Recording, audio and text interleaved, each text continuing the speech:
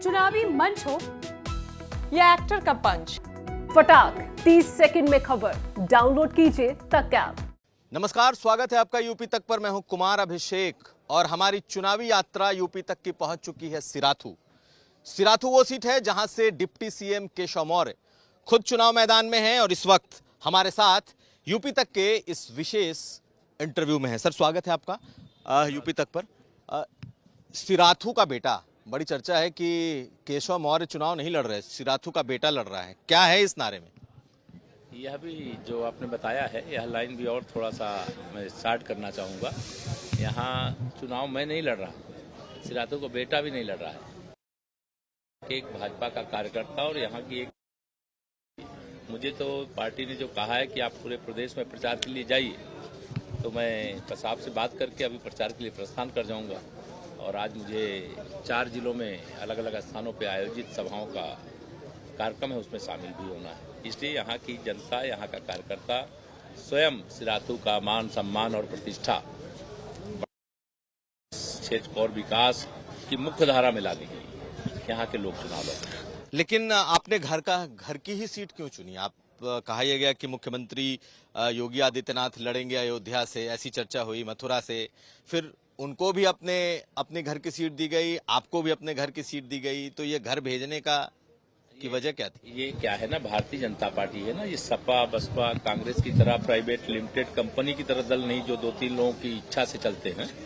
यहाँ की जो आप इच्छा करो वही हो जाएगा। पार्टी जो फैसला करती है उस फैसले के अनुसार जो पार्टी का कार्यकर्ता होता है उसके हिसाब से वह चुनाव के मैदान में भी जाता है या संगठन का अन्य कोई काम बताया जाता है तो उसको भी करता है। मेरे जैसे सिराथू में लड़ने की बात है तो मैं तो नेतृत्व का बहुत बहुत आभार प्रकट करता हूं, धन्यवाद करता हूं माननीय प्रधानमंत्री जी का, माननीय राष्ट्रीय अध्यक्ष जी का, संपूर्ण राष्ट्रीय नेतृत्व कि मेरी जन्मभूमि को मेरी कर्मभूमि के रूप में आगे बढ़ाने के लिए, विकास करने के लिए, यहाँ की सेवा करने के लिए मुझे प्रत्याशी के रूप में भेजा। तो ये चॉइस सीट थी क्या आपकी? देखिए, चॉइस बहुत सारी होती हैं, लेकिन यहाँ चॉइस के आधार पर कोई टिकटों का निर्धारण नहीं होता है। आप सब लोग चुनाव में टिकट घोषित होने से पहले किसको कहां का प्रत्याशी बनवा दो, ये सब सपा बसपा कांग्रेस में हो सकता है, भाजपा में ऐसा नहीं होता। लेकिन आपकी जो ये सीट है, इस पर आपका मुकाबला सोनेलाल पटेल की बेटी से है। खुद पल्लवी पटेल यहाँ से चुनाव लड़ रही हैं। पहले उन्होंने उनकी तरफ से आया कि वो नहीं लड़ेंगी, दोबारा उन्हें लड़ाया गया। ये कितना बड़ा आपके लिए, कितनी बड़ी चुनौती आपको दिखती है? देखिए, मैं आपको बता रहा हूँ, मैं लड़ ही नहीं रहा हूँ, लोग लड़ रहे हैं चुनाव। जो लड़ रहे हैं उनसे आप अभी पूछेंगे तो आपको ध्यान में आएगा कि चुनौती का विषय नहीं है, या तो सिराथू के सम्मान का विषय, सिराथू की प्रदेश स्तर पर नहीं देश स्तर पर पहचान का विषय है। सिराथू भी वह सब कुछ जो विकास की योजनाओं के माध्यम से विधानसभा क्षेत्र में मिलता है, जिससे बहुत कुछ वंचित रह जाता था, वह सब कुछ सिराथू के लोग चाहते हैं। इसलिए चुनाव सिराथू की जनता लड़ रही है। नौजवान भी लड़ रहा है, बड़े बुजुर्ग भी लड़ रहे हैं, माताएं बहनें भी लड़ रही हैं, गांव में रहने वाले जो हमारे किसान मजदूर हैं वह भी लड़ रहे हैं, बाजार में रहने वाले हमारे व्यापारी साथी भी लड़ रहे हैं, जो युवा हमारे छात्र हैं वह भी लड़ रहे हैं। सब लोग मिल करके इस चुनाव को कमल की तरह, कमल का फूल खिलना है, फिर कमल की तरह खिलाने के लिए बड़े अंतर से यहाँ विजयी बनाने के लिए चुनाव लड़ रहे हैं। अब आते हैं सर बड़े सवालों पर, बड़े मुद्दों पर। चर्चा इस बार ये है कि इस बार के जो मुद्दे हैं आपके लिए लॉ एंड ऑर्डर के मुद्दे हैं, आपके लिए फ्री राशन का मुद्दा है, सरकारी योजनाओं का मुद्दा है। लेकिन प्रयागराज से सटी हुई सीट है, यूथ अनरेस्ट उतना ही है, बेरोजगारी का मुद्दा, पुरानी पेंशन का मुद्दा। ये आपको नहीं लग रहा है कि ये मुद्दे आप पर भारी पड़ रहे हैं? नहीं, हमें नहीं लगता है कोई भारी। लोगों को देखिए, जो भी उत्तर प्रदेश में व्यक्ति है, सबसे पहले तो वह चाहता है, हर नागरिक चाहता है, आप पत्रकार हो और आप यहाँ से निकलो और आप सुरक्षित ही न रहो तो आप चाहोगे क्या पत्रकारिता करना है यहाँ पे। वैसे यहाँ के हर नागरिक के लिए और हर विधा से जुड़े हुए लोगों के लिए सबसे पहला है कि उनकी सुरक्षा होनी चाहिए। दूसरा यह है कि सरकार अगर कोई योजना बनाती है विकास की, तो वह विकास की योजना जहाँ के लिए बनी है वहाँ तक पहुँचनी चाहिए। तीसरा यह है कि ये समाजवादी पार्टी या बहुजन समाज पार्टी या कांग्रेस पार्टी एक प्रयोजित तरीके से इस प्रकार की चीजें करवाती, जिनके शासनकाल में मतलब पाप का घड़ा इस तरह से भरा कि जनता ने उसको इतना जोर से धक्का मारा कि वो फूट गया और फिर दोबारा वह अब जुड़ने के लायक नहीं है। पारदर्शिता से नौजवानों को रोजगार और नौकरियां हमारी सरकार में मिली है। सपा की सरकार में तो बिना पैसा दिए नौकरी मिल ही नहीं सकती, तो उनके पास, विपक्ष के पास कोई मुद्दा ही नहीं है। उनके समय बिजली आती नहीं थी, अब कह रहे हैं हम 300 यूनिट बिजली फ्री देंगे। उनके समय बिजली के तारों पे लोग कपड़े सुखाया करते थे। उनके समय अगर ट्रांसफार्मर जल जाए तो महीनों नहीं मिला करता था। उनके समय भर्ती बिना उनके परिवार का, कोई रिश्तेदार का, जब तक अपने झोले में नोट भर करके पहुंचा न दे तब तक किसी प्रतिभाशाली बच्चे को भी नौकरी नहीं मिलती थी। शिक्षा का स्तर पूरी तरह से ध्वस्त कर दिया था। उनके पास मुद्दा नहीं हमारे खिलाफ। हम गरीब कल्याण के मुद्दे पर हमारे माननीय प्रधानमंत्री श्री नरेंद्र मोदी जी, हमारे आदरणीय मुख्यमंत्री योगी जी, डबल इंजन की सरकार के माध्यम से जिनकी जरूरत है उनको सर्वोच्च प्राथमिकता देते हुए उनके लिए योजना बनाना और उन तक पहुंचाना, कोई बीच में खा ना जाए, इसके लिए भी उचित व्यवस्था करना, यह ध्यान में रख करके हम लोग काम करते हैं। लेकिन ये बताइए कि बहुत इस बार चर्चा हुई कि जो ओबीसी है उस पर अखिलेश यादव ने फोकस किया और आपके पार्टी के बड़े बड़े नेता, बड़े बड़े नाम जो मंत्री थे, नंबर 3, नंबर 4, इस तरह के नाम जो कि ओबीसी से निकल करके आए थे, वो सब छोड़ करके चले गए। तो इसका कितना असर दिख रहा है? क्योंकि लगता नहीं है कि उनके तरफ भी एक बड़ा गुलदस्ता उनके पास भी है। देखिए, श्री अखिलेश यादव जी कुछ भी अगर आज की डेट में करते हैं तो लोग उनके 2012 से 2017 का कार्यकाल देखते हैं कि 2012 से 2017 में जब उनके पास ताकत थी, आज तो उनके पास न ताकत है न ताकत आने जा रही है। ये मैं नहीं कह रहा हूँ, ये उत्तर प्रदेश का बच्चा कह रहा है। इस समय अगर वो कहेंगे कि हम मतलब ऐसी कोई खाल पहन लेंगे तो उसमें शेर की तरह दिखाई देने लगेंगे, या कुछ ऐसा रंग बदल लेंगे तो लोगों को ये लगेगा हम सबके हितैषी हैं। तो मैं एक बात कहा करता हूं कि ये सपा के लिए कहते हैं नई सपा है, तो मैं कहता हूं ये नई सपा नहीं, ये वही सपा है जिससे जनता पहले भी खपा थी और आज भी खपा है, जिसे जनता ने 3 चुनाव में लगातार बुरी तरह से हराया है और चौथे चुनाव में भी हरा रही है। किसी के जाने से बीजेपी की सेहत में कोई असर नहीं पड़ा, बल्कि बीजेपी और मजबूत होकर के आगे बढ़ी है। और जो लोग चुनाव की घोषणा होने के बाद दल बदलने का काम करते हैं, मुझे लगता है कि इस बार वो विधानसभा वापस ही नहीं आ पाए। लेकिन जो छोड़ करके गए तो आपको ही मुद्दा बना करके गए कि ओबीसी के साथ अन्याय हुआ। देखिए, डिप्टी सीएम को चचुर कुर्सी की जगह उसके 1 साल बाद पता चल जाना चाहिए, 2 साल बाद पता चलना चाहिए, 3 साल बाद पता चलना चाहिए। चुनाव घोषित होने के बाद क्यों पता चला? 5 साल मलाई खाओगे, उसके बाद कह दोगे कि अन्याय हुआ। कोई अन्याय नहीं हुआ। उत्तर प्रदेश में जितना परिवारवादी राजनीति से बाहर आने के बाद सम्मान पिछड़ों का हो, चाहे वह दलितों का हो, चाहे सामान्य वर्ग का हो, चाहे किसी भी वर्ग का हो, सर्व समाज का विकास, सर्व समाज को सम्मान, सर्व समाज को राजनीतिक स्थान और पहचान देने का काम भाजपा की सरकार।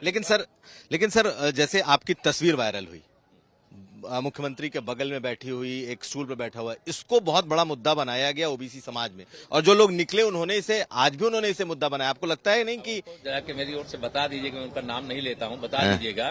श्री मुलायम सिंह यादव जी से, उनके पिताजी थे श्री अखिलेश जी के, उनसे अध्यक्ष की कुर्सी छीन लिया। स्वयं उनके चाचा पिता समान होते हैं, स्वयं अपना लाड साहब की तरह कुर्सी में बैठे, उनको एक हाथ के डंडे पर बैठा दिया। हमारे यहाँ तो कभी असमानता है ही नहीं, समानता का भाव है, सबका साथ, सबका विकास, सबको सम्मान, सबको स्थान देने का भाव। ये आप कल्पना करिए, जब श्री अखिलेश यादव जी और उनकी कंपनी ये मुद्दा बनाने की कोशिश करेगी तो उन पर लोग, पूरे यूपी वाले हंसेंगे, पूरे देश वाले हंसेंगे, आने वाली पीढ़ियां भी उस पर हंसेंगी। चलिए, एक और सवाल अब ये कि मुख्यमंत्री का चेहरा कौन होगा? क्योंकि योगी मोदी की सरकार, बड़े नेताओं ने साफ साफ कहा कि योगी ही उपयोगी हैं।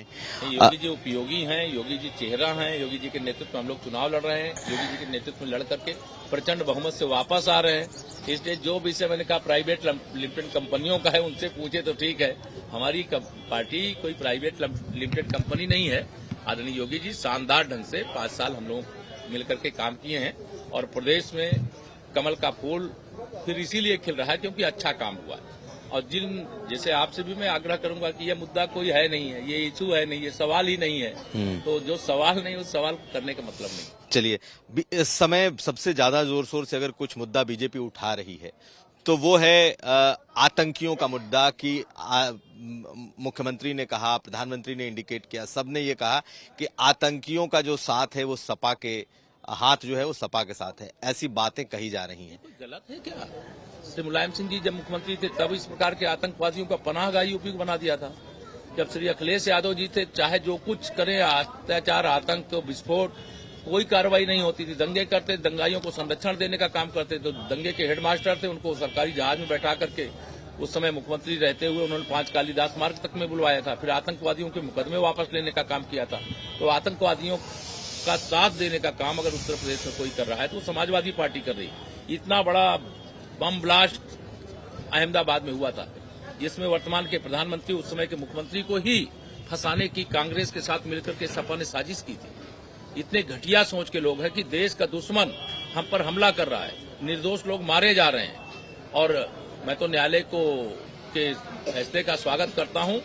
39 लोगों को फांसी देने का काम, सजा सुनाई गई। उसमें यूपी से जुड़े हुए लोग भी हैं, और जो यूपी से जुड़े हुए लोग हैं, जो फांसी पाए हुए लोग हैं, उनके ही पिता हैं। और जो उनका पिता है, जो फांसी पाया हुआ आतंकवादी है, वो समाजवादी पार्टी के साथ है। 2008 में ब्लास्ट होता है और 2013 में श्री अखिलेश यादव जी के द्वारा मुकदमा वापस लिया जाता है। ये कहाँ के संगठन थे? इन संगठनों से सपा का क्या रिश्ता था? आतंकवादियों का मुकदमा क्यों वापस लेना? यह सवाल लोगों की नजर में है, ध्यान में है।